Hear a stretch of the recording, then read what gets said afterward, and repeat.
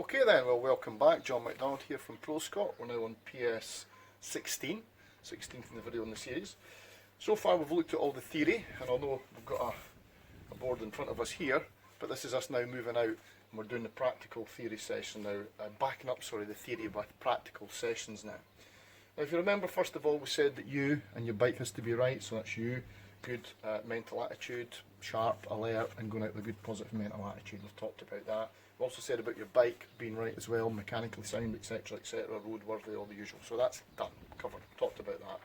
We then talked about the first part of the system, if you like, which was the gathering of information. I called that step 2 in my system. Well, what I want to talk about now is about how you gather that information. We said it was absolutely key and crucial, the gathering of information. So let's look now at how we gather that information, because your riding plan is only going to be as good as your ability to identify potential hazards and danger. In other words, scanning and using your eyes.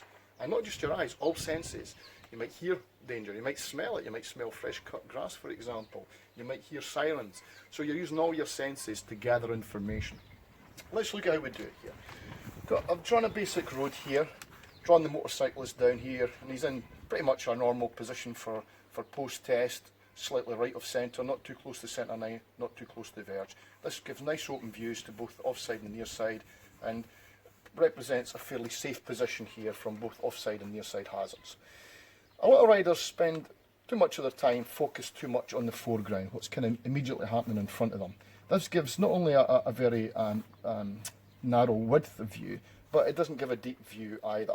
And the problem with this here is that by the time you see hazards, you're reacting to situations. Some riders raise the vision a bit further and look a bit further ahead into the mid-ground, because I've split this up into foreground, mid-ground and into the distance as far as I can see, 3 sections. Sorry it's not all to scale, there's only so much I can do on my board here. But in the foreground here, you'll see the riders looking up here into the foreground, not given a lot of time to react, to anticipate situations and to form a riding plan. That's why we call this a reactive rider. This rider's looking a bit further into the mid-ground. It's going to give themselves a bit longer and a bit wider field of vision, more off to the sides here. You'll see here the road, and more off to the sides, a bit further and a bit further deeper. But still not enough yet, still not given enough time to truly plan and prepare for things. This rider here in blue is extended right up, sort of past the mid-ground, and is not quite as far as moving into the area here where it's as far as I can see, focused mostly on foreground and mid-ground. So yes, giving themselves a bit more time to form a riding plan, seeing a bit wider out here as well, but still not given as much time as they can. The rider's shown here in green, and what I've shown here is that the vision being projected out in all directions ahead, so not only are you getting as far as I can see, but out to the sides as well. And if you're making changes in direction, maybe looking over your right, your left shoulder into blind spots, for example, if you're making any changes in direction off to the side, or you suspected there was any danger up your near side or your offside and your blind spots. And also the regular checking of the mirrors, being aware of what's happening behind you, and even where necessary, checking right off behind, as I say, into the blind spots here. This is looking off into the side. So notice this full 360 degree. And the rider's constantly scanning everything that falls within this. Now your job as a rider is to identify all the hazards, not just on the road here. This road isn't always going to go straight, remember. This road could curve off to the left, this road could curve off to the right, and by extending your vision off to the sides, you're more liable to be able to identify and pick up potential dangers, not just in front, but off to the sides that might link back into your riding plan. So there's how we scan and how we move the eyes. Now, if you're not moving your eyes regularly, then the brain's not getting information. If the brain doesn't get information, it shuts down. It's a bit like a computer. If you're working with the computer, it stays awake. If you leave the computer, you come back, it's went into standby mode. It's the same with the brain. If you've got what we call the kind of glacial stare, your eyes are fixed in one position, the brain's not getting much information to process and the brain shuts down. If, however, you're moving the eyes constantly, gathering information, in front, off to the sides, in front of you, the mid-ground, the foreground, behind you, all that information is getting fed into the brain and you're keeping the brain alert. Here's a simple wee test for you. Look at your fingertips and wiggle them, and then look above your fingertips to something in the distance. That's all I'm doing just now. I'm just looking at my fingertips, looking at something in the distance, and you're still aware of your fingers wiggling there. Then look down at your fingers. You'll see everything in front of that's gone. So that's why you have to lift and extend vision. Everything in between will still fall in. Right, let's go over the page now, and we're going to show you then why this is so important. It says, getting a bit of paper, throwing it back over. So we've said then that you're going to be scanning, gathering this information. What is it? Well, you need to scan so you can feed good information into the information phase, the first part of the system. Remember we said that was absolutely key. If you don't feed the right information in and you don't pick up on all the potential hazards and dangers, then you're going to miss things, and that's not going to be built into your riding plan. So, constant scanning and gathering of information, and remember using all the senses to gather information. When you've gathered that information, whoops, and the phones are doing it outside, I suppose. When you've gathered all that information,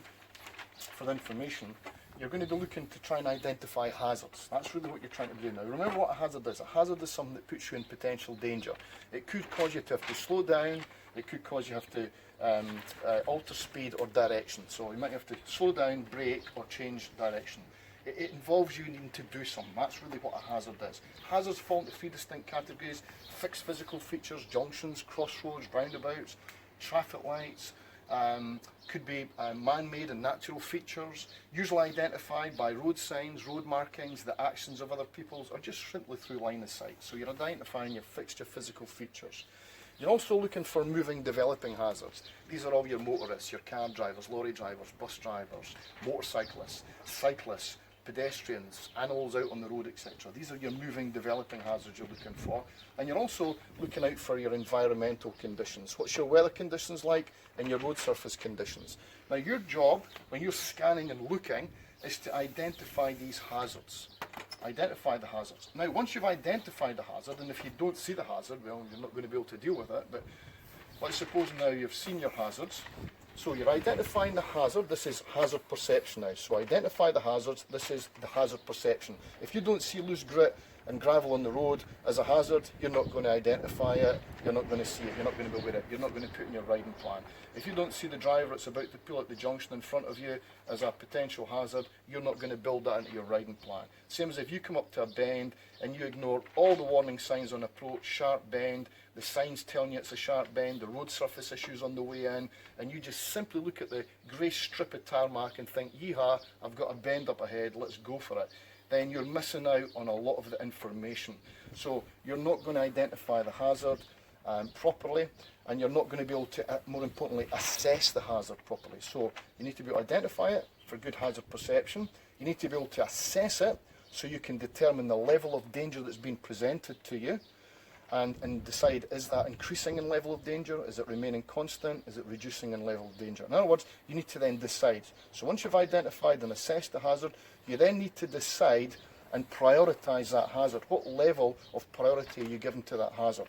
And then, of course, we need to form the action plan. Now, what is the action plan? That's going back to the system again. Once you've gathered information, then deciding where should I best position to be in the green zone, what speed should I be doing, green speed remember, and what gear should I be in the correct gear.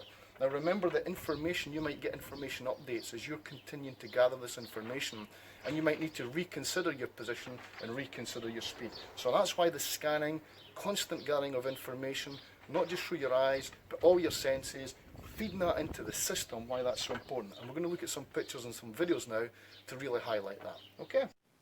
This picture is taken in a built-up area. We can see the hedges off to the left, lamp posts, walls on the right, and the trees in the distance. On this one here we can see the house, giving an indication of where the road's curving to the right.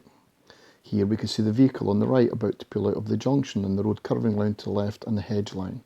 Here we can see there's no pedestrian walkway and the road curving round to the right. In this one we can see the wall on the right indicates the road goes downhill, again no pedestrian walkway. Here we can see the wall on the right now indicating that we're going back uphill again.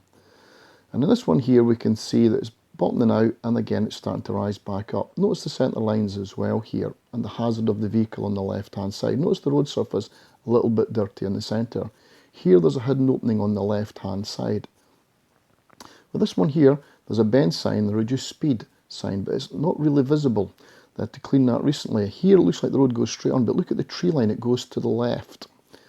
This you can see is a right hand downhill, off camber gradient here, it drops away from you. Look at the poor road surface, but look the top left, look where the road goes, it goes left, straight on, and then kicks to the right. Here we can see steep downhill, again look at the poor road surface, Look at the walls left and right. Here again, walls left and right. Look at the houses in the distance. The road curves back to the right. Here we can see the road curving to the right, but there's actually a sign telling us a junction on the left. Look further up the hill. We can see from here it goes to the left and then it curves back to the right again. In this photograph here, we can see again the road curving back off to the right, the verge on the left-hand side showing us this.